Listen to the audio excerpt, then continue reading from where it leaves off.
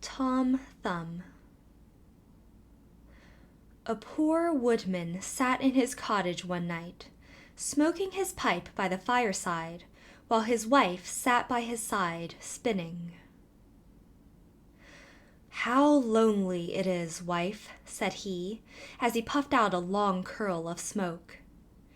"For you and me to sit here by ourselves, without any children to play about and amuse us, while other people seem so happy and merry with their children." "What you say is very true," said the wife, sighing and turning round her wheel. "How happy should I be if I had but one child! If it were ever so small, nay, if it were no bigger than my thumb, I should be very happy and love it dearly."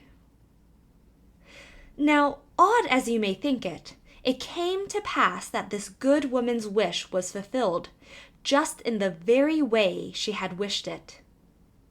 For not long afterwards she had a little boy, who was quite healthy and strong, but was not much bigger than my thumb. So they said, "Well, we cannot say we have not got what we wished for, and little as he is, we will love him dearly." And they called him Thomas Thumb. They gave him plenty of food. Yet for all they could do he never grew bigger, but kept just the same size as he had been when he was born. Still, his eyes were sharp and sparkling, and he soon showed himself to be a clever little fellow who always knew well what he was about. One day, as the woodman was getting ready to go into the wood to cut fuel, he said, "I wish I had someone to bring the cart after me, for I want to make haste." "Oh, father," cried Tom, "I will take care of that. The cart shall be in the wood by the time you want it." Then the woodman laughed and said, "How can that be? You cannot reach up to the horse's bridle." "Never mind that, father," said Tom. "If my mother will only harness the horse, I will get into his ear and tell him which way to go." "Well," said the father, "we will try for once." When the time came, the mother harnessed the horse to the cart and put Tom into his ear. And as he sat there, the little man told the beast how to go, crying out, "Go on!" and "Stop!" as he wanted. And thus the horse went on just as well as if the woodman had driven it himself into the wood. It happened that as the horse was going a little too fast and Tom was calling out, "Gently, gently," two strangers came up. "What an odd thing that is," said one. "There is a cart going along, and I hear a carter talking to the horse, but yet I can see no one." "That is queer indeed," said the other. "Let us follow the cart and see where it goes." So they went on into the wood, till at last they came to the place where the woodman was. Then Tom Thumb, seeing his father, cried out, "See, father, here I am with the cart all right and safe. Now take me down." So his father took hold of the horse with one hand, and with the other took his son out of the horse's ear and put him down upon a straw, where he sat as merry as you please. The two strangers were all this time looking on, and did not know what to say for wonder. At last one took the other aside and said, "That little urchin will make our fortune if we can get him, and carry him about from town to town as a show. We must buy him." So they went up to the woodman and asked him what he would take for the little man. "He will be better off," said they, "with us than with you." "I won't sell him at all," said the father. My own flesh and blood is dearer to me than all the silver and gold in the world." But Tom, hearing of the bargain they wanted to make, crept up his father's coat to his shoulder and whispered in his ear, "Take the money, father, and let them have me. I'll soon come back to you." So the woodman at last said he would sell Tom to the strangers for a large piece of gold, and they paid the price. "Where would you like to sit?" said one of them. "Oh, put me on the rim of your hat. That will be a nice gallery for me. I can walk about there and see the country as we go along." So they did as he wished, and when Tom had taken leave of his father, they took him away with them. They journeyed on till it began to be dusky, and then the little man said, "Let me get down, I'm tired." So the man took off his hat and put him down on a clod of earth in a plowed field by the side of the road. But Tom ran about amongst the furrows, and at last slipped into an old mouse hole. "Good night, my masters," said he. "I'm off. Mind and look sharp after me the next time." Then they ran at once to the place and poked the ends of their sticks into the mouse hole, but all in vain.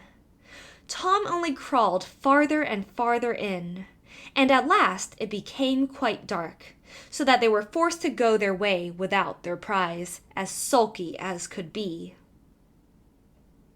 When Tom found they were gone, he came out of his hiding place. "What dangerous walking it is," said he, "in this plowed field. If I were to fall from one of these great clods, I should undoubtedly break my neck." At last, by good luck, he found a large empty snail shell. "This is lucky," said he. "I can sleep here very well." And in he crept. Just as he was falling asleep, he heard two men passing by chatting together, and one said to the other, "How can we rob that rich parson's house of his silver and gold?" "I'll tell you," cried Tom. "What noise was that?" said the thief, frightened. "I'm sure I heard someone speak." They stood still, listening, and Tom said, "Take me with you, and I'll soon show you how to get the parson's money." "But where are you?" said they. "Look about on the ground," answered he, "and listen where the sound comes from." At last the thieves found him out and lifted him up in their hands. "You little urchin," they said, "what can you do for us?" "Why, I can get between the iron window bars of the parson's house and throw you out whatever you want." "That's a good thought," said the thieves. "Come along, we shall see what you can do." When they came to the parson's house, Tom slipped through the window bars into the room, and then called out as loud as he could bawl, "Will you have all that is here?" At this the thieves were frightened and said, "Softly, softly, speak low that you may not awaken anybody." But Tom seemed as if he did not understand them, and bawled out again, "How much will you have? Shall I throw it all out?" Now the cook lay in the next room, and hearing a noise, she raised herself up in her bed and listened. Meantime, the thieves were frightened and ran off a little way. But at last they plucked up their hearts and said, "The little urchin is only trying to make fools of us." So they came back and whispered softly to him, saying, "Now let us have no more of your roguish jokes, but throw us out some of the money." Then Tom called out as loud as he could, "Very well, hold your hands, here it comes." The cook heard this quite plain, so she sprang out of bed and ran to open the door. The thieves ran off as if a wolf was at their tails, and the maid, having groped about and found nothing, went away for a light. By the time she came back, Tom had slipped off to the barn, and when she had looked about and searched every hole and corner and found nobody, she went to bed, thinking she must have been dreaming with her eyes open. The little man crawled about in the hayloft, and at last found a snug place to finish his night's rest in. So he laid himself down, meaning to sleep till daylight, and then find his way home to his father and mother. But alas, how woefully he was undone! What crosses and sorrows happen to us all in this world! The cook got up early before daybreak to feed the cows, and going straight to the hayloft, carried away a large bundle of hay with the little man in the middle of it, fast asleep. He still, however, slept on, and did not awake till he found himself in the mouth of the cow. For the cook had put the hay into the cow's rick, and the cow had taken Tom up in a mouthful of it. "Good lack-a-day," said he, "how came I to tumble into the mill?" But he soon found out where he really was, and was forced to have all his wits about him, that he might not get between the cow's teeth, and so be crushed to death. At last, down he went into her stomach. "It is rather dark," said he. "They forgot to build windows in this room to let the sun in. A candle would be no bad thing." Though he made the best of his bad luck, he did not like his quarters at all. And the worst of it was that more and more hay was always coming down, and the space left for him became smaller and smaller. At last he cried out as loud as he could, "Don't bring me any more hay! Don't bring me any more hay!" The maid happened to be just then milking the cow, and hearing someone speak, but seeing nobody, and yet being quite sure it was the same voice that she had heard in the night, she was so frightened that she fell off her stool and overset the milk pail. As soon as she could pick herself up out of the dirt, she ran off as fast as she could to her master the parson, and said, "Sir, sir, the cow is talking." But the parson said, "Woman, thou art surely mad." However, he went with her into the cow-house to try and see what was the matter. Scarcely had they set foot on the threshold when Tom called out, "Don't bring me any more hay!"